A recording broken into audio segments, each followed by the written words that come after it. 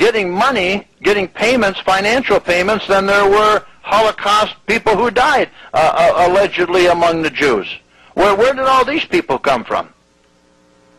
Well, again, you know, they have the evidence, they have the proof that they were there in the Holocaust, and so they're entitled to some money.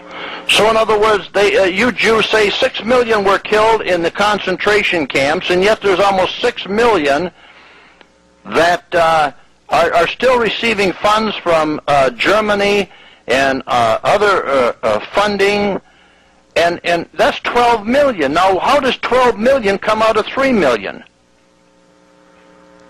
Listen, again, the numbers, you know, you keep arguing about the numbers. The bottom line is that the Jews are entitled because we've been persecuted for thousands and thousands and thousands of years, and so we're entitled.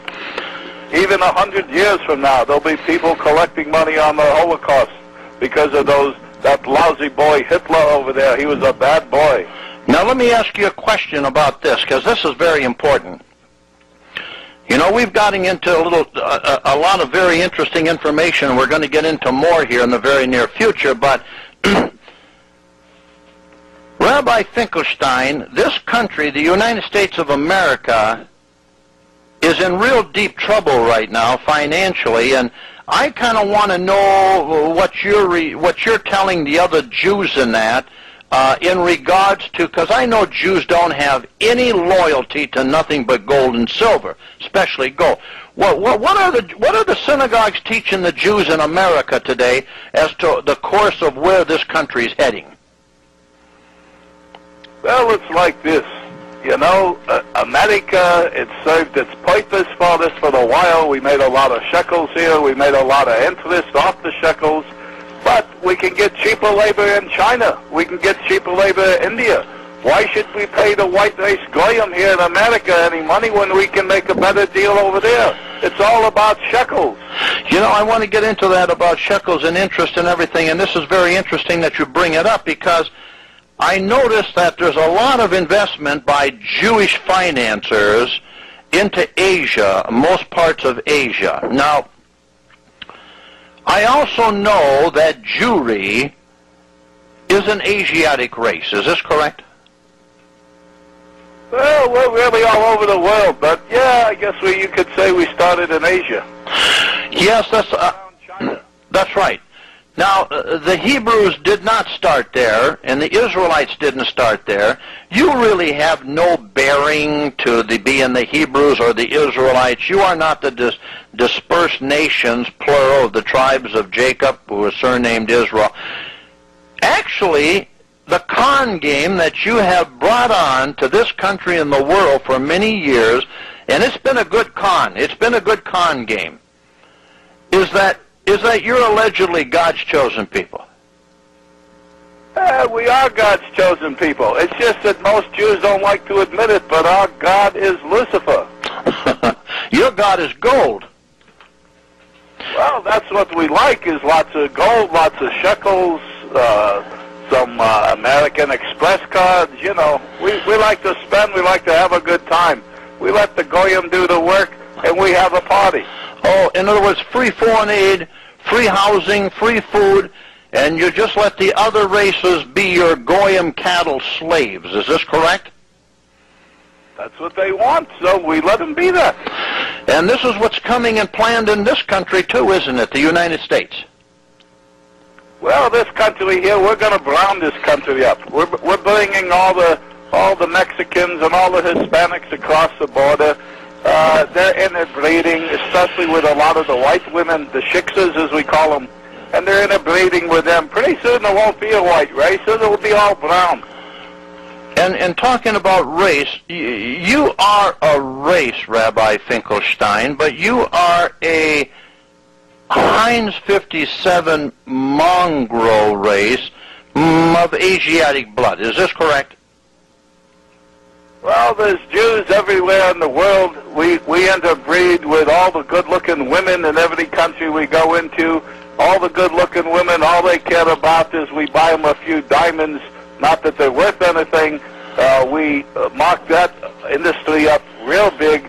It the truth be known, we have so many diamonds that if we ever turn loose the diamonds we have, you can buy them for the same price as a dozen roses. But the women, they like the diamonds. They like the fillets. So we give them the diamonds and the fillets, and we make an appointment with them, and we have sex with them, and sometimes we marry them. It doesn't matter, because when we want a divorce, we just go to one of our fellow Jew judges and get the divorce. We have a Jew lawyer. She's going to hire a Jew lawyer. Yeah, she's not going to make any shekels, but she can try. Let me ask you this. This is very interesting. This war in Iraq that took place after the alleged towers of 2001, September 11, 2001, this alleged war, it got very interesting. There were really no Jews in them towers. Can you explain that? Well, spiritually, there were a lot of Jews in the towers. A lot of Jews died in those towers, spiritually. Oh, I see. Well, there 3,000 Jews were not at work that day in those towers. That just gave a lot of people had the impression that the Jewish population out there in New York, was aware that something was going to happen, and they didn't show up for work that day. Yeah, we got a call from the Kahila that Ariel and some of the boys in the Mossad, they got together and they wired up the buildings and they took them down. It was going to be a hard thing to take them down anyway, because we wanted to build some new structures, and the buildings were getting old, and it was time to bring them down. This way, we make some shekels by destroying the building. Old Silverman, who's a good friend of mine there, Larry, he got a twofer. He got a 2-for-1 there, and he doubled the insurance magically just 3 months before it happened, and then he got a 2-for hit on it, so he made like 4 times his money. I should have been in on the deal. He asked me, but I said, oh, I don't know, let me think about it.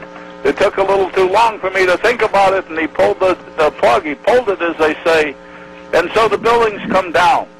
But at least I got in on the market, and I was short American Airlines, I was short United Airlines, I was short Lloyd's of London Insurance Company because they took a big hit. Aryan Insurance Company, I was short them. So I made a few shekels. Well, let me ask you this. You know, there's a lot of speculation here. You know, I know that the Jews are thieves and liars of any moral society. Now, I want to thank you for coming on tonight and talking to me, because I also know that there's no conscience among Jewry. And Rabbi Finkelstein, it doesn't matter what I say to you, it's going to bounce off you like water off a duck's back, right? Well, Jews always feel guilt. We've always felt the guilt. We have a conscience. The only conscience you have is when you can't steal all the money from anyone or any country. Well, you're hitting a little close to home, but you're correct. Now, on a lot of food labels, there's a U and a K. And this U and K on all food labels, for example, that are sold in supermarkets, etc., is this a Jewish tax that is paid to, like, rabbis like you all over the United States? Is that another con job at the expense of the goyim, the masses who purchase the product? Well, I didn't get in on that one, but yeah, it's a lot of other rabbi groups. They tax the food, and you could call it a tax. You know, you're entitled to make money where you can make money. If nobody stops you, you make the money. And but you know, the goyim, I mean, they're the cattle. The white race out there, they're the goyim, they're the cattle.